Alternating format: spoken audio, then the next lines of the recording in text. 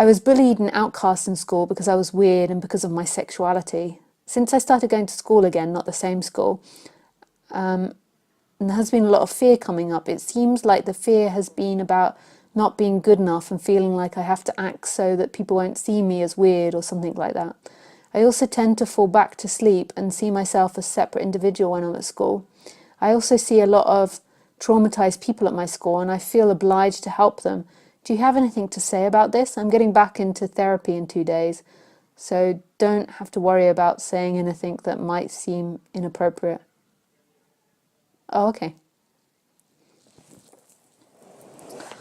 I think that you have to recognize, firstly, that our education system and our society is all about being a separate person. So in that education system, you're being taught to be separate. Unless you have really free-thinking teachers, or you're studying art maybe or something, that most of those education systems are about separation, living in a society that's about production and producing and constantly growing economy, and an economy that can't keep growing. We can't keep growing our economy. Every economy is battling to grow, but we can't keep growing it. But we live in this society that believes in that everything is about growth. And a society that's based on competition. So no wonder you're feeling that going back into school and education. It's not just you.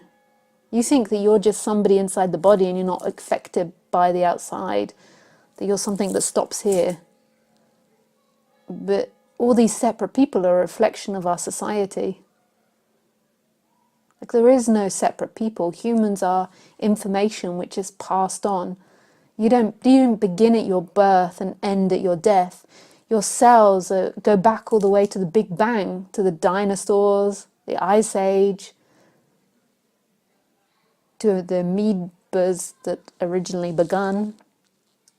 You have the information of the whole entire life, and at this moment you're looking through a human that is conditioned in a particular society, and that particular society is heavily, heavily asleep and deeply identified.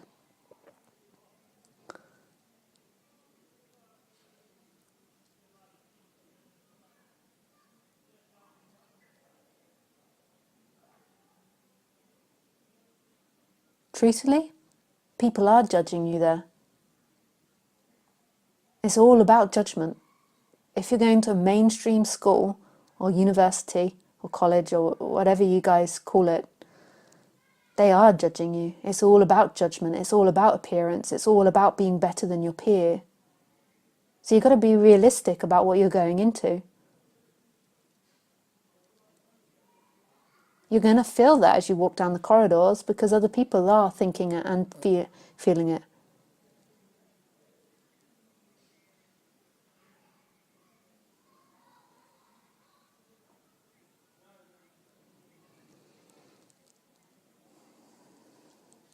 I'm sorry to be so harsh. They're not thinking most probably what you think. But maybe you pick up on some of their thoughts, who knows? But yeah, if you are slightly different, you will be weird, you will be an outcast. I was. I am. I just look like I fit in because of my looks, and then people begin to get to know me and then they're like, she's weird. Every boyfriend I've ever had has always said, yeah, she's wonderful, a little bit weird though. I'm totally weird.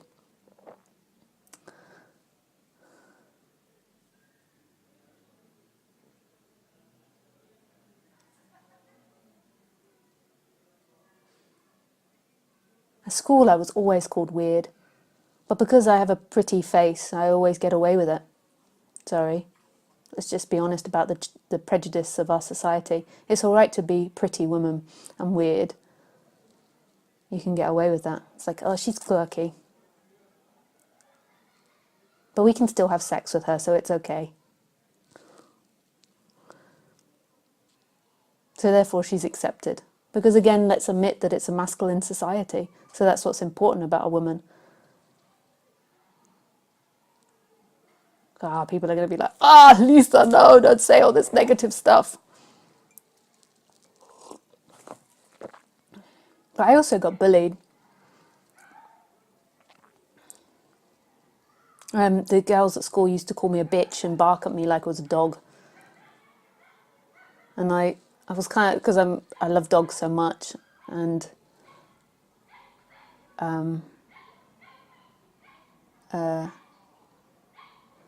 yeah, I just used to not be sure how that was an insult, but at the same time they meant it as an insult, like woof woof, and I'd be like, yes.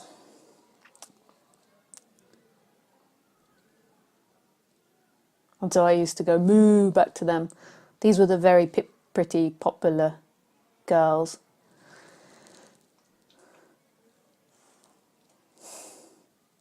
Who eventually became our friends.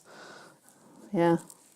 But we were kind of in conflict because we were like nerds that the boys still liked.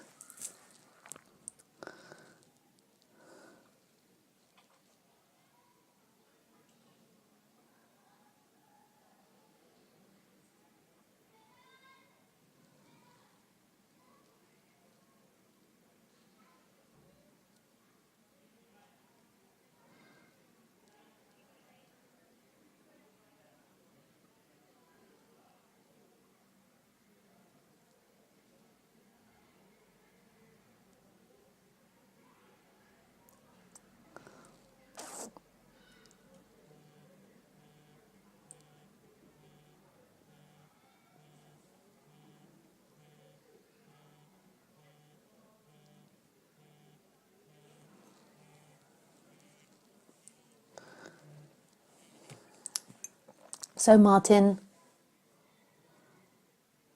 if that's the choice you've made to go into that system, that's part of the price of it. It's not a bad price of it.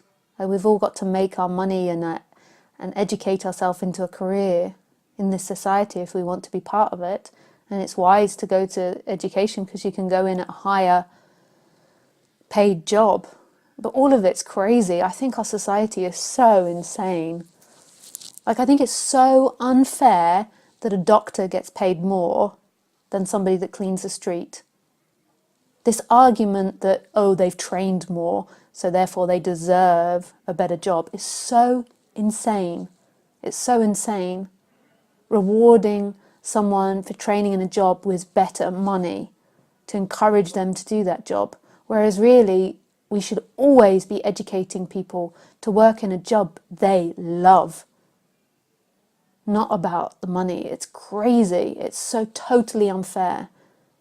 It's a reflection of our identified society. Totally identified society.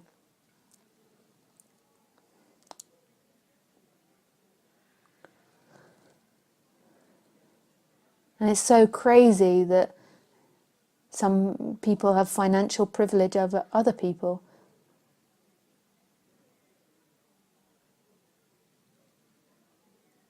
And it's crazy that some people aren't welcome, that some people are left to really starve. This is just a reflection of the ego mind. This is what the ego mind does. You can see it in the human thinking as well. Being better than someone else, wanting to be better than someone else, wanting to dominate someone else, wanting to have more than someone else, enjoying something because other people don't have it and you're privileged enough to have it.